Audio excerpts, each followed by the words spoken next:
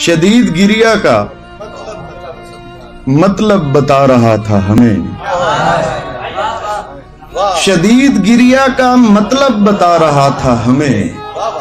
वो रो रहा था कि रोना सिखा रहा था हमें। हम उसके उठे हुए हाथ की तरफ भागे। हम उसके उठे हुए हाथ की तरफ भागे। पता चला कि वो रास्ता दिखा रहा था हमें। जरूर उसका कोई प्यास से मरा होगा। जरूर उसका कोई प्यास से मरा होगा। वो कितने प्यार से पानी पिला रहा था। बुझा रहा था चिरागों को अपनी सांसों से। बुझा रहा था चिरागों को अपनी सांसों से और अपने नूर की लौ से जला रहा था हमें।